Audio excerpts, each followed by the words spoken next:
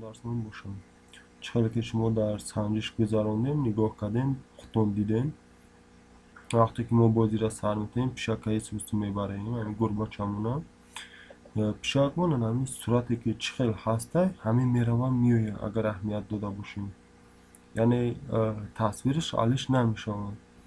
چخیل که دمی یک صورت دو که بوده که رفته و میسته پشتی همین چیزی صورت ما راه نگشته است چخیل که در درسای پیش گفته بودیم. خب باز ما ایشه اصلاح میکنیم بعدا در وقت بازی اگر اهمیت داده باشیم مشمونم یه نمود حرکت میکنه یعنی پوش نمیجنبه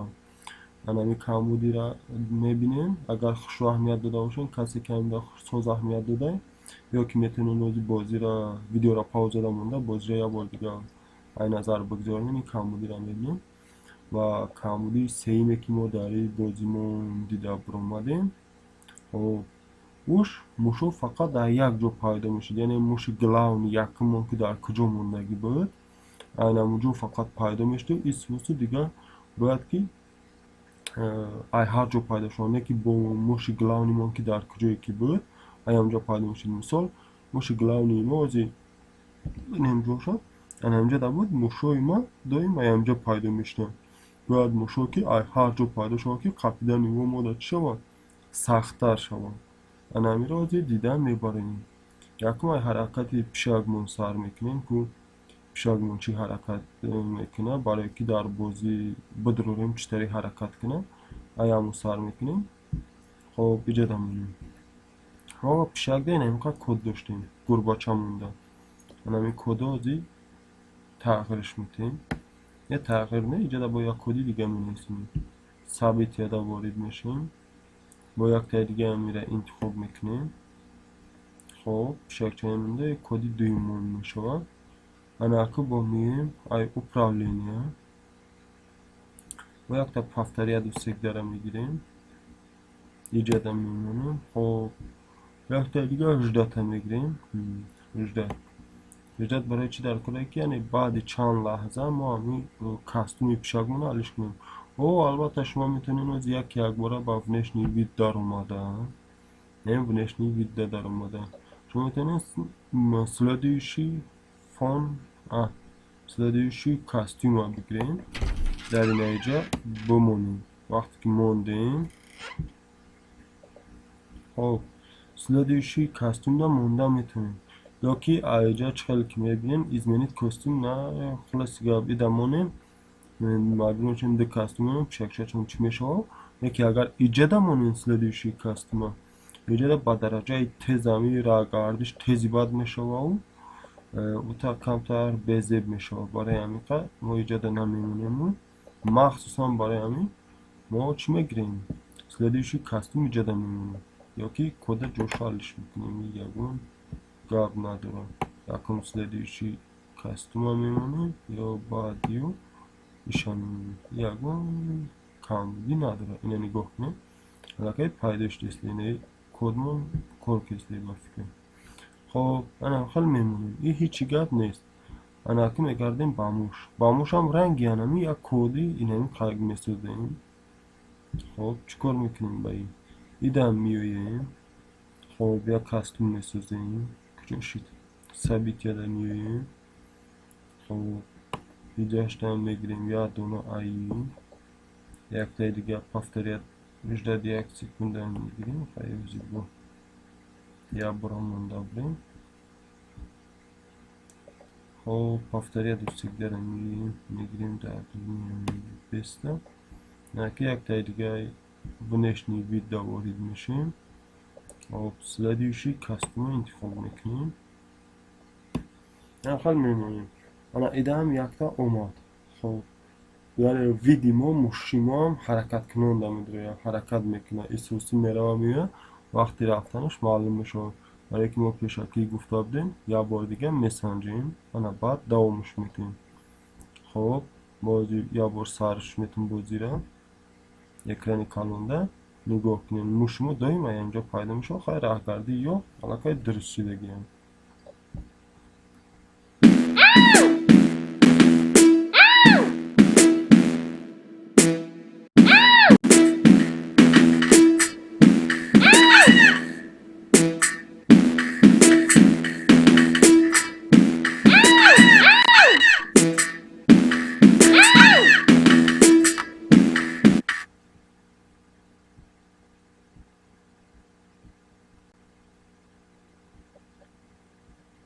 خب شما الکی اهمیت داده باشین هم یک چند سکونده فقط موشا ایجا پیدا میشه. انا که چخل کیمایی کورا اجازت ندیم که شما فقط ایجا پیدا نشو ایدل خوب جا پیدا شود. خب ما دیویژنی نگاه کنیم. دیویژنی انا که این دیویژنی هست پریتی نسل چین پالوژنی انا میره انتخاب میکنیم. یعنی هم میگیریم انا بایند لکی ایجا خلاصی که فرق نداره اینجا یا ایجاده یا بولشه یا تیه میده میمونیم. دلاونه که هم پفتریه دو سیک داده نمیمونیم اینجا دکی مونه دیگه ایل بایجو چی حرکتش نه یا قطی نمیشه ایل بایجو با چی میشه یکم پایده شویش ده برای هم قیجه ده میمونیم که یکون جوی گناگون شوه پایدو شوه. خب انا می بود بعضی کم بوده بازی که شما ده میتونستین که یکی اهمیت بتین یا اهمیت نتین وابسته به وقتتون بود بایستون بسازین. خب انا می بود یکی کمتر کم بوده که در این بازی چی ما با نظر گرفتیم میشه در این درس من برطرفش کردیم کم بوده باشه. خب انا این قطعی بود آیدی بازی سازی که یکی در سکرچ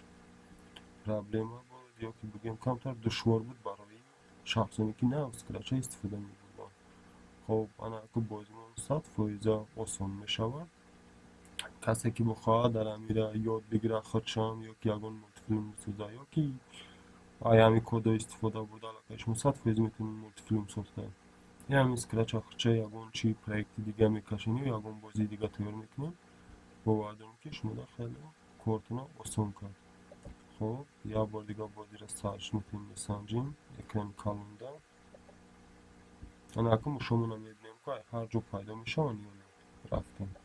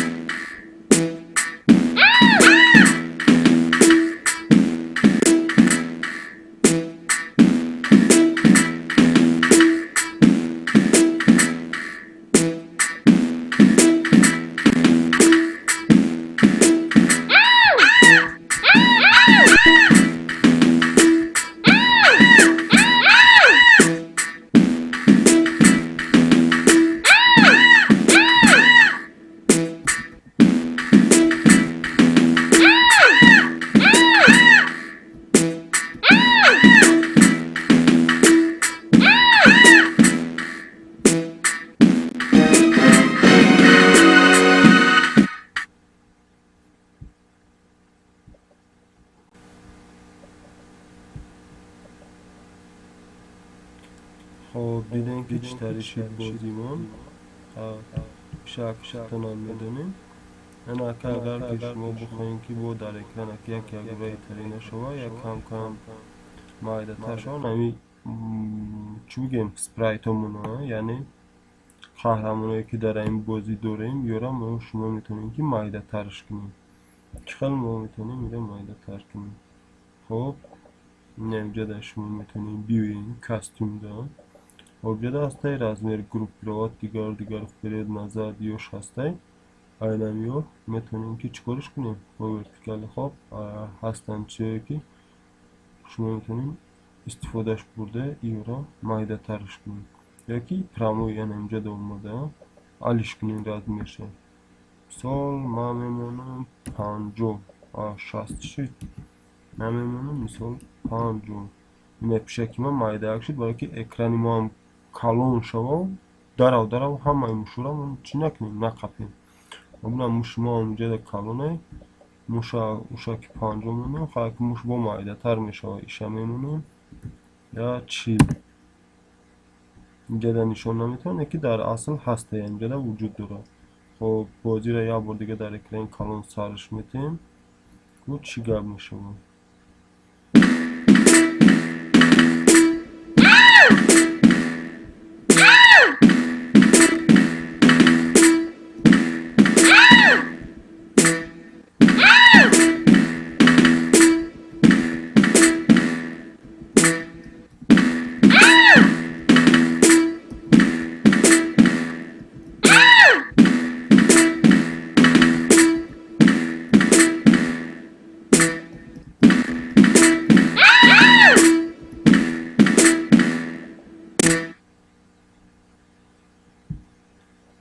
خیلی که دیدین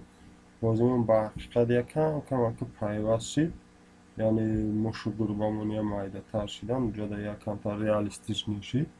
خب با این بود درس مهم ما درباره اسکرچ سربلند و خانه بود باشد. درس دهم و آخران جمع بستی می شود. خیلی باز یکون چیز دیگر در درس ده یکی از قسمت های دیگه شه و شما فهمونده میگذاریم سربلند و خانه بود باشد. این بود درس مهم ما درباره اسکرچ.